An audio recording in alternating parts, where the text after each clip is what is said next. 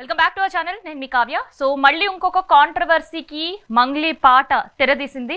So బాయిలోనే బల్లి పలికే అనే పాట మనం చూసినాము. ఒక పక్క సిపికి కంప్లైంట్, ఆ తర్వాత ఆ ఇష్యూ నుంచి బయటపడ్డ తర్వాత మంగ్లీ ఆ సాంగ్ డిలీట్ చేయాలి, తెలంగాణ సాంప్రదాయం సంస్కృతి పాటలో ఉంది తప్ప అక్కడ ఉండే కొరియోగ్రఫీలో కావచ్చు, ఈవెన్ మంగ్లీ వేసుకున్న బట్టల్లో లేదు, కాస్ట్యూమ్లో లేదు సో అనే వాదన వినిపిస్తుంది. పంజాబీ గుజరాతీ సాంప్రదాయాన్ని ఎత్తి చూపేటట్టుంది తప్ప తెలంగాణ సాంప్రదాయం లేదు అంటూ కళాకారుల వాదన వినిపిస్తున్నారు.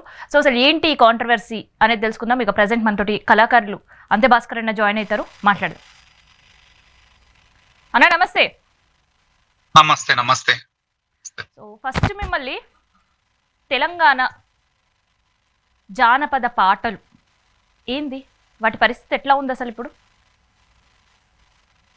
జానపదానికి ప్రాణపదంగా ఒక మంచి డిమాండ్ అనేది సమాజంలో కానీ, సోషల్ మీడియాలో కానీ, లేదా వచ్చేటువంటి అంతర్జాలాల్లో కానీ మంచిగానే జానపద గాయకులు అందరూ వెళుతున్నారు, సంతోషం. కానీ అదే స్థాయిలో తెలంగాణ జానపదం కావచ్చు, తెలుగు జానపదం కావచ్చు, ఇంకేదైనా కావచ్చు, ఒరిజినాలిటీ దెబ్బతింటున్నది. అంటే వాళ్ళు చేసేటువంటి వాటిలో అంత డబల్ మీనింగ్ అయిపోతున్నది.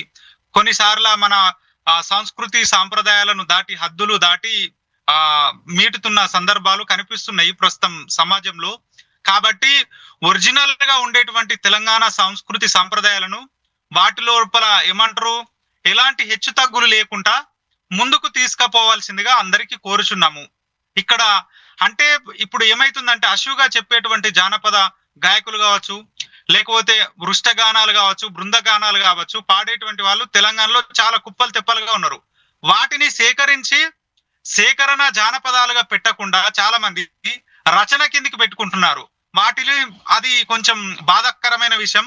కానీ ఇప్పుడున్న జానపదంలో మొత్తం సినిమాటిక్ లెవెల్లో, లేకపోతే హాలీవుడ్, టాలీవుడ్, బాలీవుడ్ అనుకుంటా అలాంటి స్థాయిలో చేస్తున్నారు. కానీ వాటి లోపల అచ్చమైన ప్రజా సంస్కృతి సాంప్రదాయాలు విలువలు తగ్గిపోతున్నాయని నా వ్యక్తిగత భావన. డన్. అయితే విలువలు తగ్గిపోతున్నాయి అనే మాటకి అసలు మీకు ఎట్లా అనిపించింది? అనిపించడం అంటే ఇప్పుడు ఉదాహరణకు ఇప్పుడు మీరు ఇందాక ఒక స్టోరీ చెప్పారు, అందులో మన తెలంగాణలో బతుకమ్మలు ఉన్నాయి. మనము గుజరాతీయో, మార్వాడి లేదా రాజస్థాన్కి సంబంధించినటువంటి ఆ కల్చర్ డ్రెస్సులు వేసుకోవాల్సిన అవసరం లేదు. మనకంటూ ఒక ప్రత్యేకత ఉంది. మనకి ఇక్కడ సిరిసిల్ల చేనేతలు ఉన్నాయి, దుబ్బాక చేనేతలు ఉన్నాయి. మనకు సంబంధించినటువంటి హైదరాబాదు ప్రపంచ దేశాల్లో మిళితమైనటువంటి సంస్కృతి సంబంధాలు మనకు హైదరాబాద్ లో కనబడతాయి. మనం అన్ని రకాల కల్చర్ను వాటన్నిటిని కూడా గౌరవిస్తాం. కానీ ఆ గౌరవించిన సందర్భంలో మన పునాదికి, మన బుడ్రాయికి అన్యాయం జరుగుతున్నప్పుడు ఖచ్చితంగా ఒక ప్రజా కళాకారులుగా, జానపద గాయకులుగా అందరూ ఈ విషయంలో స్పందించినటువంటి అవసరం ఉందని నేను తెలియజేస్తున్నాను. మన సంస్కృతి దెబ్బతినద్దు. మొన్నటిదాకా మార్వాడి గోబ్యాక్ అనేది గొప్ప మూమెంట్ నడిచింది. ఇప్పుడు గుజరాత్కి వెళ్ళి తీసుకొచ్చినటువంటి వాటిని దాండియా సంస్కృతి, వాళ్ళ సంస్కృతి గొప్పదే కావచ్చు, కానీ దానికంటే ముందు మన దగ్గర భజన, జడకోపు, కోలాటాలు కూడా మన దగ్గర ఉన్నాయి. వాటిని సంరక్షించుకోవాలి తప్ప వేరే కల్చర్ తీసుకొచ్చి మన సంస్కృతి సంప్రదాయాల్లో చొప్పించద్దని వేడుకుంటున్నాను అందరికీ ఈహా టీవీ ద్వారా. డన్. అయితే ఇక్కడ మంగ్లీ పాట బాయిలోనే బల్లి పలికే, సో ఆ పాట ఎందుకు అంత కాంట్రవర్సీ అవుతుంది? అంటే ఇప్పుడు కాంట్రవర్సీ కంటే నా వ్యక్తిగత అభిప్రాయం ఏంటంటే చాలా జరుగుతూనే ఉన్నాయి. ఇప్పుడు చాలా ఇట్లలో జరుగుతూ ఉన్నది. ఇక్కడ కాంట్రవర్సీ కావడానికి ప్రధాన కారణము ఆ పాట వచ్చే నేపథ్యం వేరు, ఆ పాట వచ్చిన సందర్భం వేరు. కానీ దాంట్లో వేసినటువంటి కాస్ట్యూమ్స్ ఏవైతే వస్త్రాలు ఉంటాయో వాటన్నిటిని వేరే సంస్కృతిని ఎక్స్పోజ్ చేసినట్టుగా ఉన్నది. అందుకోసమే ఇప్పుడు బాయిలోనే బల్లి పలికేటువంటి పాట మీద ఇంత వివాదం చెలరేగింది. అయితే బాయిలోనే బల్లి పలికే పక్క తెలంగాణ స్లాంగ్ లో పాడినట్టే కనిపిస్తుంది, వినిపిస్తుంది కూడా. సో ఏంది ఆ సాంగ్ లో ఉండే ఆబ్జెక్షన్ ఏంది అసలు? తెలంగాణ స్లాంగ్ లోనే వాడినారు, తెలంగాణ మాండలికంలోనే వాడారు. కానీ దాంట్లో వేసినటువంటి వస్త్రాధరణ తెలంగాణను ఎత్తి పట్టినట్టు లేదు, తొక్కి పట్టినట్టు ఉన్నది. మనకు రాజస్థానీ, గుజరాతీలు కాదు కదా, మన దగ్గర ఉండేటువంటి, నేను అదే చెప్తున్నా, మన దగ్గర ఉండేటువంటి కల్చర్స్ ఉన్నాయి, మన దగ్గర చీరలు ఉన్నాయి కదా, వాటిని కట్టుకొని నృత్యం చేసుకోవచ్చు కదా అని తెలియజేస్తున్నాము. ఆ గాయకులకు కావచ్చు, దానికి డైరెక్షన్ చేసినటువంటి వాళ్ళందరికీ మన తెలంగాణలో, మన తెలుగు సమాజంలో మంచి చీరలు ఉన్నాయి. వాటిని ఎక్స్పోజ్ చేయించాలి, వాటికి ఒక గుర్తింపు తేవాలి తప్ప వేరే సంస్కృతికి మనం వ్యతిరేకం కాదు. కానీ మన సంస్కృతి మీద దాడి జరుగుతున్నప్పుడు ఖచ్చితంగా వ్యతిరేకిస్తాం. అది తెలంగాణలో అందరూ వ్యతిరేకిస్తున్నారు. అందుకోసమే ఇంత రూమర్స్ విమర్శలు తావునిస్తుంది.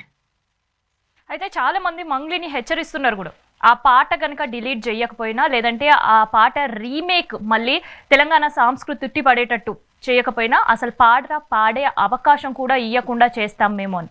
సో అది ఎంతవరకు కరెక్ట్? అయితే ఇక్కడ ఒక చిన్న తేడా చెప్తా సిస్టర్. వాస్తవానికి మంగ్లీ అనే టైం మంచి జానపద గాయకురాలు. ఇప్పుడు సినిమాలలో కూడా తను మంచిగా పాడుతున్నది, అప్రిషియేట్ చేయాల్సిందే.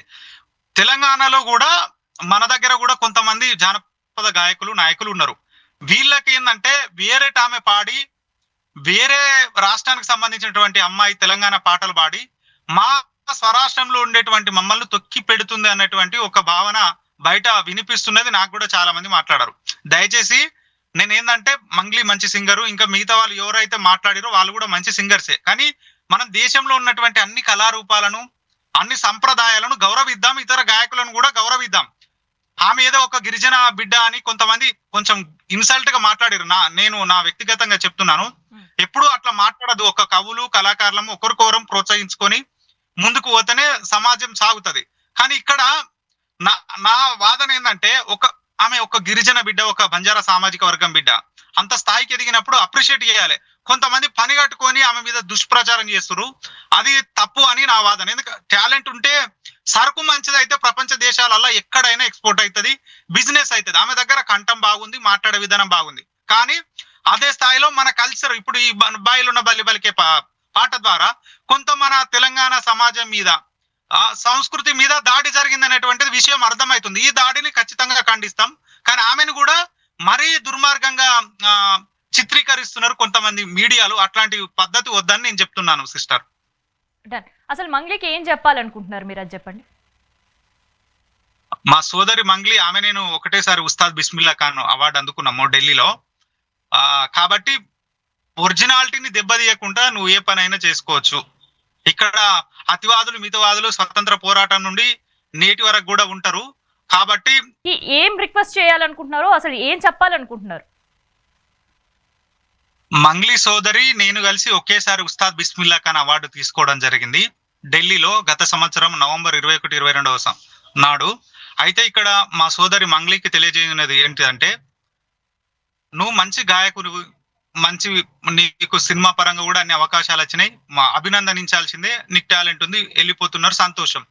అదే స్థాయిలో ఏ ప్రాంతానికి, అది ఉత్తరాంధ్ర కావచ్చు, తెలంగాణ కావచ్చు, దక్షిణాంధ్ర కావచ్చు, కళింగ ప్రాంతం కావచ్చు, ఎక్కడైనా కావచ్చు, ఆ ప్రాంతానికి సంబంధించినటువంటి పాటలు వచ్చినప్పుడు అక్కడ ఉండేటువంటి సంస్కృతి సాంప్రదాయాలు, వస్త్రాధరణ, అలంకరణ ఉంటది. వాటిని ఇప్పుడు తెలంగాణలో బాయిలోన బలిపలిక అనేది జానపదం, అది అందరికి తెలిసిన విషయమే. దానికి ఎక్కడనో రాజస్థాన్ కల్చర్ను, పంజాబీ కల్చర్ను, లేకపోతే గుజరాత్ కల్చర్ను తీసుకొచ్చి అది చేస్తే నీకు ఇబ్బంది పడుతుంది. కాబట్టి ఇప్పటి నుండి ఇలాంటి పనులు చేయకు. నువ్వు ఏ పాట తీసుకున్నా దానికి తగ్గట్టుగానే నీ యొక్క అలంకరణ వాటిని ఉండాల్సిందిగా కోరుచున్నాను. అప్పుడప్పుడు మంచి కొన్నిసార్లు మనము మంచి చేస్తాం అనుకుంటాం, కానీ అది తెలియకుండానే మనకు చెడుగా ప్రభావితమయ్యేటువంటి అవకాశం ఉంటది, చెడుగా ప్రచారం అవుతుంది. కాబట్టి మళ్ళీసారి ఇలాంటి తప్పులను దొరలకుండా జాగ్రత్త వహించాలని కోరుచున్నాను మంగ్లీ సోదరి. ఏదేమైనా కొంచెం మీరు కూడా ఆలోచన చేసుకోవాల్సిందిగా మనవి చేస్తున్నాను. నాట్ ఓన్లీ మంగ్లీ, ఇట్లా ఒక ప్రాంతానికి సంబంధించినటువంటి పాటను ఇంకో వారికి కూడా ఏదన్నా ఇట్లా తేడాలుగా చేస్తే వాళ్ళందరికీ కూడా ఇది ఒక హెచ్చరిక. ఇలాంటి ఎవరు చేయొద్దని కోరుచున్నాను. అయితే ఇప్పుడు సినిమా సరే చెయ్యొద్దు అని అంటున్నారు, అంటే జానపద కళాకారులు తీసే పాటల్లో చేయొద్దు అంటున్నారా? ఎందుకంటే సినిమాలో మనం చూస్తుంటే ఎక్కడనో సినిమా చేస్తారు, ఇంకొక దగ్గర ఎక్కడనో సాంగ్ షూట్ జరుగుతుంది, ఇంకొక దగ్గర ఇంకెక్కడనో సీన్ షూట్ జరుగుతుంది, దాన్ని ఎవరు ఆబ్జెక్ట్ చేయట్లే. ఎందుకు జానపద కళాకారులను మాత్రమే ఇట్లాంటి ప్రశ్నలు వేస్తున్నారు? అంటే ఇట్లాంటి ప్రశ్నలు వేయడానికి ఏంటంటే ఒరిజినాలిటీ జానపదంలో దెబ్బతినిపోతున్నది అనే మన వాళ్ళు వేస్తున్నారు, ప్రశ్నలు సంధిస్తున్నారు. ఒరిజినల్ గా ఉండేటువంటి దాన్ని తేడాగా చేస్తే ఎవరైనా ఊరుకుంటారా?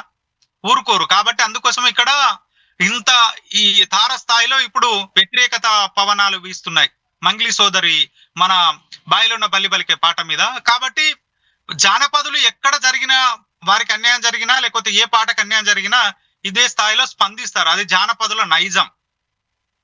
నిజంగా కళాకారులు చెప్పుకొస్తున్నట్టు ఆ, ఆ, ఏదైతే బాయిలోనే బల్లి పలికే పాటకి తెలంగాణ కల్చర్ అక్కడ కనిపించట్లేదు అనే దానికి నిజంగా మన దానిపైన ఇంపాక్ట్ పడే అవకాశం ఉంటుందన్న అసలు ఏమనిపిస్తుంది మీకు పర్సనల్గా? లేదంటే ఇది కేవలం ఒక మంగ్లీని టార్గెట్ చేయడం, ఒక గ్రూప్ ఆఫ్ కళాకారులు ఆమె ఎదుగుదలని చూసి ఒక కుట్ర అని అనుకోవచ్చా? రెండు రకాలుగా భావించుకోవచ్చు. ఒక గ్రూప్ ఆఫ్ కళాకారుల కుట్ర అని కూడా అది చేసుకోవచ్చు. నేను కుట్రగానే భావించుకుంటా. బట్ కానీ ఆ పాట చూస్తే మాత్రం గుజరాతీ కల్చరు, రాజస్థానీ కల్చర్ ఉంది. అప్పుడు మన సంప్రదాయం, మన కల్చర్ దెబ్బతిన్నట్టే కదా. ఆ విషయంలో ఖచ్చితంగా ఖండించాల్సిందే సోదరి మంగ్లీని, అందులో ఎలాంటి డౌట్ లేదు. కానీ కొంతమంది కావాల్సుకొని కుట్ర కూడా చేస్తున్నారు. వాళ్ళందరూ కూడా నాకు తెలుసు, సోదరి మంగ్లీ కూడా తెలుసు. ఈ మధ్య కాలంలో మేము కలిసినప్పుడు కూడా ఇదే విషయాల మీద ఆమె రాయలసీమ ప్రాంతం ఆమె, లేకపోతే ఆంధ్ర ప్రాంతం ఆమె, తెలంగాణ పాటలు పాడాలనేది అనేటువంటి ప్రశ్నలు కూడా వేసినటువంటి వాళ్ళు ఉన్నారు. పాటగాడికి కానీ మిగతా వాళ్ళకి కానీ ప్రాంతీయ భేదాలు ఉన్నాయి. వాడికి నచ్చితే ఏ పనైనా అది చేస్తారు. కానీ ఒకరిని తొక్కి పట్టద్దు అని తెలియజేస్తున్నాను. ఇప్పుడు ఆమె మీద వ్యక్తిగతంగా దాడి చేయడం అయితే కరెక్ట్ కాదు. పాట మీద చేద్దాం. పాటలో జరిగినటువంటి అన్యాయాన్ని మనం సాంస్కృతికంగా ఎదుర్కొందాం. దానికి సంబంధించినటువంటి ఇక్కడ పొరపాట్లు జరిగినాయి, వాటిని దొరలియకుండా మళ్ళీసారి ఇట్లాంటి పనులు జరగకుండా ఒక హెచ్చరిక జరిగేద్దాం. లేకపోతే ఆ పాటను మొత్తమే డిలీట్ చేద్దాం. మాట్లాడి సోదరి మంగ్లీ తోటి ఆ పాట ఏదైతే ఉందో లేకపోతే రీషూట్ చేసి దాన్ని ఎడిట్ చేయించుకొని ఇంకో మన తెలంగాణ కల్చర్ ను చూపించే విధంగా ప్లాన్ చేసుకోమని విన్నవిస్తున్నాను. సో ఈ విన్నపాలు, డిమాండ్స్ చాలా వినిపిస్తున్నాయి. మరి దీనిపైన నిజంగా మంగ్లీ స్పందించే అవకాశం ఉండదంటారా? స్పందించాలి. స్పందించకపోతే తమకు ఇంకా ఎక్కువ తారస్థాయిలో వ్యతిరేకంగా వచ్చేటువంటి అవకాశాలు ఉంటాయి. కాబట్టి మంగ్లీ తప్పనిసరిగా స్పందిస్తుంది కూడా. ఎందుకంటే గత సంవత్సరం కానీ ఈ సంవత్సరం కానీ కొంత ప్రతికూల పరిస్థితులలో జీవిస్తున్నది. కాబట్టి కొంతమంది వాంటెడ్ గా ఆమె మీద దుష్ప్రచారం చేస్తున్నారు. ఆ విషయం నాకు తెలుసు.